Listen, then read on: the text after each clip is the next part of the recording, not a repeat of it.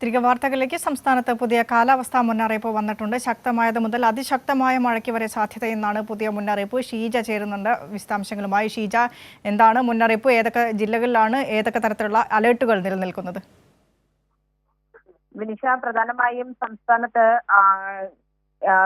മഴ ശക്തി പ്രാപിക്കുന്നത്, അതായത് വേനൽ മഴ സംസ്ഥാന വ്യാപകമാകുന്നു എന്നുള്ള അറിയിപ്പാണ് നേരത്തെ വന്നിരുന്നത്. എന്നാൽ ഉച്ചയ്ക്ക് അല്പസമയം മുമ്പ് വന്ന ഈ അലർട്ട് പ്രകാരം അതിശക്തമായ മഴയ്ക്ക് വരെയുള്ള ഒരു സാധ്യതയാണ് നിലവിൽ സംസ്ഥാനത്ത് പറയപ്പെടുന്നത്. നേരത്തെ ഇന്നത്തെ ദിവസം 3 ജില്ലകളിൽ മാത്രമാണ് യെല്ലോ അലേർട്ട് ഉണ്ടായിരുന്നത്. അതിൽ നിന്നും മാറി ഇപ്പോൾ തിരുവനന്തപുരം, കൊല്ലം, പത്തനംതിട്ട, അതോടൊപ്പം തന്നെ ഇടുക്കി, പാലക്കാട്, മലപ്പുറം, കോഴിക്കോട്, വയനാട്, കണ്ണൂർ ജില്ലകളിൽ കൂടി ഇന്നിപ്പോൾ യെല്ലോ അലേർട്ട് പ്രഖ്യാപിച്ചിട്ടുണ്ട്.